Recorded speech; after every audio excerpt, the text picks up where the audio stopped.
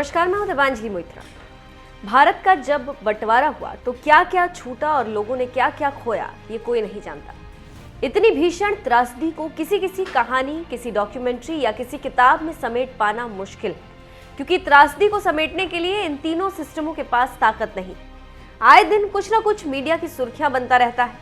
कोई पाकिस्तान से 70 साल बाद आए अपने परिवार से मिलने बिछड़ने का सिलसिला इतना पुराना है कि जब बंटवारे की बात होती है तो त्रासदी ही याद आती है। अब एक ऐसी स्टोरी आपके सामने फिर हम दे रहे हैं। जी हाँ, खबरों की माने तो भारत पाकिस्तान बंटवारे का दंश लाखों लोगों ने झेला, लेकिन इसकी मार एक गुरुद्वारे पर भी पड़ी। आज से लगभग 8 दशक पहले पाकिस्तान के सियालकोट में एक गुरुद्वारे का निर्माण कार्य शुरू हुआ था, लेकिन 1947 में भारत पाकिस्तान विभाजन की वजह से इस गुरुद्वारे का निर्माण कार्य कभी पूरा नहीं हो सका। कहा जाता है कि सिखों के पहले गुरु नानक देव अपनी चौथी उदासी के दौरान इसी गुरुद्वारे में आकर रुके थे। टाइम्स ऑफ इंडिया के रिपोर्ट के मुताबिक लगभग 75 साल की बदहाली के बाद अब गुरुद्वारा नानकसर का निर्माण कार्य दोबारा शुरू किया जा रहा है। पाकिस्तान के सियालकोट जिले की दस्का तहसील स्थित गुरुद्वारे का निर्माण कार्य 1944 में शुरू हुआ था, लेकिन 1947 में बंटवारे की वजह से ये पूरा नहीं हो पाया।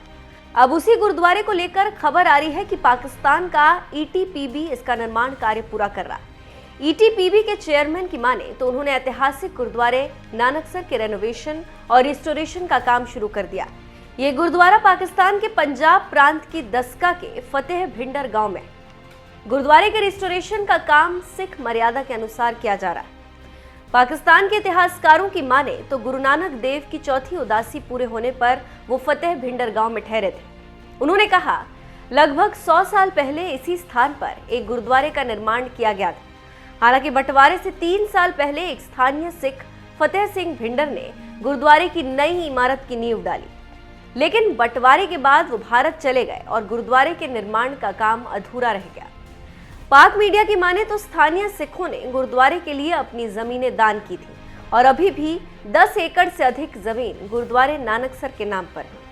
ऐसे कई मामले सामने आए हैं जब भारत से कई सिखों ने पाकिस्तान जाकर गुरुद्वारे नानकसर का दौरा किया और इसकी जर्जर इमारत को देखा।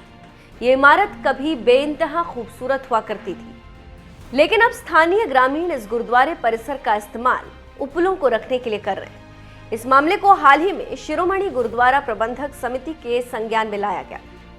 एसजीपीसी ने इस मामले को पाकिस्तान सरकार के समक्ष रखा, लेकिन कोई लाभ नहीं हुआ। साल 2005 में पाकिस्तान में आए भूकंप के दौरान इस गुरुद्वारे की इमारत को भारी नुकसान पहुंचा। इस मामले पर ईटीपीबी के प्रवक्ता आमिर हाशमी का कहना है कि अब गुरुद्वारे के रेनोवेशन का काम जोरों पर चल रहा है और जल्द ही इसके पूरा होने की उम्मीद है।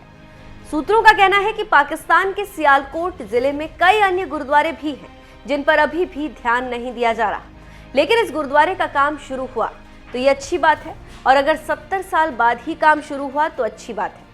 देखना होगा कि कब ये काम खत्म होता है और फिर इसमें शब्द गुरुवाणी शुरू होती।